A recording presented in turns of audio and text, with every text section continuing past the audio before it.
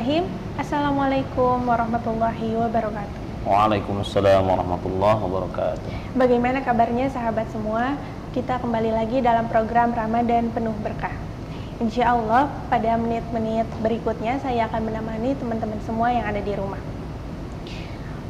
Nah, sebagaimana kita ketahui bahwa berpuasa itu bukan hanya menahan lapar dan haus saja, melainkan kita juga harus menahan hawa nafsu. Salah satu di antaranya ialah marah dan ghibah. Nah, untuk menjelaskan marah dan ghibah, kita telah mengundang narasumber kita kembali, yaitu seorang dosen Fakultas Dakwah Unisba, Ustadz Fauzi Arif. Assalamualaikum Ustadz, bagaimana kabarnya? Waalaikumsalam, alhamdulillah sehat. Alhamdulillah, semoga sahabat yang ada di rumah juga disehatkan. Amin, untuk amin. membahas episode kali ini tentang apakah marah dan ghibah bisa membatalkan saum, Ustadz. Baik. Nah, kita awali saja mengenai definisi terlebih dahulu, Ustadz. Jadi, apa sih marah dan ghibah itu? Baik, yang pertama kita bicara tentang marah ya. Jadi marah itu sebetulnya emosi, suatu emosi yang negatif, yang dimana lebih cenderung disalurkannya dengan berlebihan. Seperti mungkin emosi ini terluapkan karena rasa kekesalan, kemudian rasa kebencian kepada seseorang, atau ingin meluapkan hal-hal yang negatif dalam diri. Tapi ini berlebihan, ya, marah ini.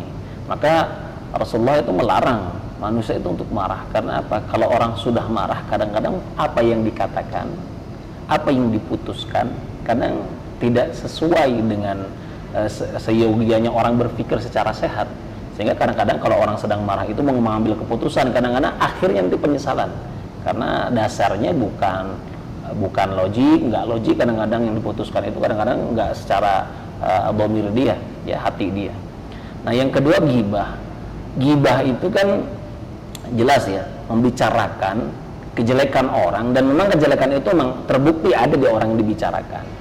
Nah, tetapi seyogianya ghibah ini meskipun membicarakan apa yang memang ada dalam diri seseorang, dan itu sebuah kejelekan, seyogianya tidak untuk dibicarakan, ya, karena itu kejelekan orang. Baik. Nah, jadi itu tadi definisi mengenai marah dan ghibah. Jadi Ustadz, kalau membahas tentang marah dan ghibah itu berarti suatu emosi yang negatif, suatu perbuatan yang tidak terpuji, ya Ustadz. Apakah benar marah dan ghibah ini bisa membatalkan saum kita? Baik. Sebelum kita menjawab itu yang sudah jelas, jadi ya, untuk para pemirsa dan sahabat di rumah, bahwa yang membatalkan puasa itu sudah jelas. Yang pertama makan, ya, dan minum yang disengaja. Nah, kalau tidak sengaja ya nggak apa-apa. Misalkan Teh Hansa lagi mengerjakan suatu pekerjaan, kebetulan mungkin terasa haus dan kemudian minum.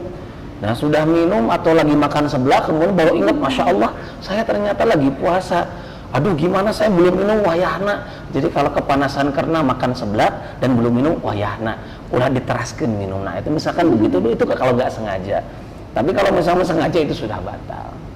Kemudian kalau sudah jelas keluarnya mani, ya, dengan sengaja, ya, kalau misalkan ada orang ketika saum dia nggak sengaja, contoh misalkan lagi tidur, dia tidur ternyata mimpi. Nah, misalkan ada para sahabat-sahabat pemirsa di rumah nih yang laki-laki ataupun perempuan sama aja ya, misalkan keluar mani karena tidur enak disebutnya itu ya, tidur mimpi basah katanya, kemudian keluar maninya. Nah, itu beda lagi, itu tidak membatalkan puasa. Tapi kalau yang disengaja, entah itu dengan cara yang lain ataupun hubungan suami istri di bulan Ramadan, ya, itu sudah pasti membatalkan.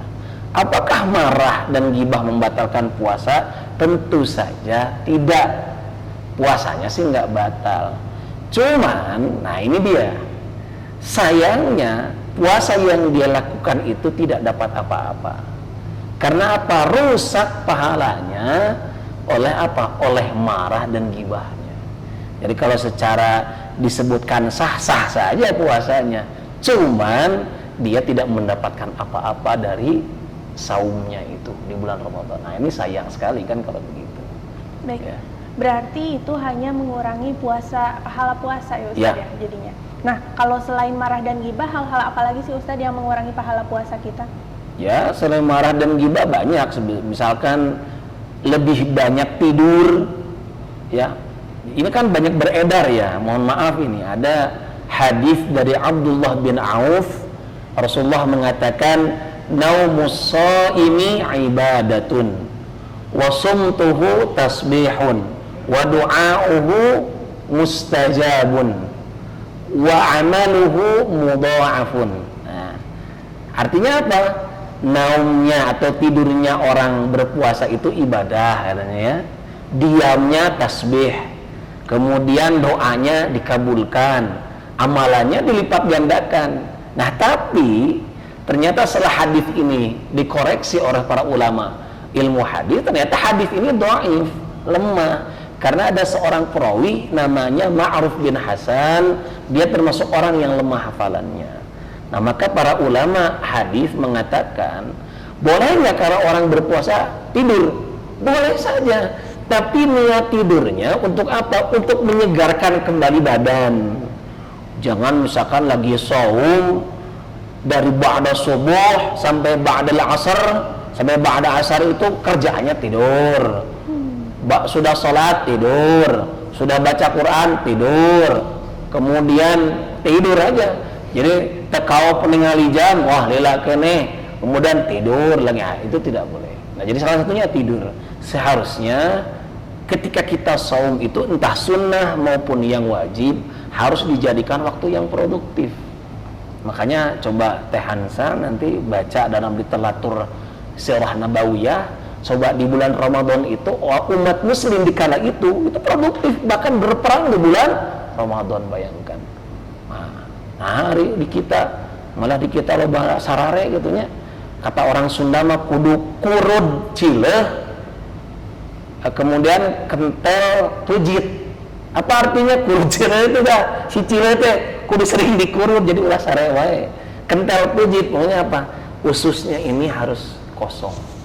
Nah, itu dia ya. Kalau kita ambil dari perkataan orang Sunda ada istilah seperti itu. Baik. Nah, itu.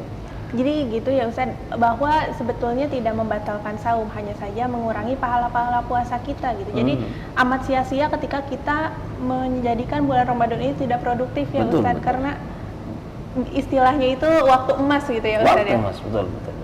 Nah Ustaz, ada nggak sih dalil mengenai amarah dan ghibah?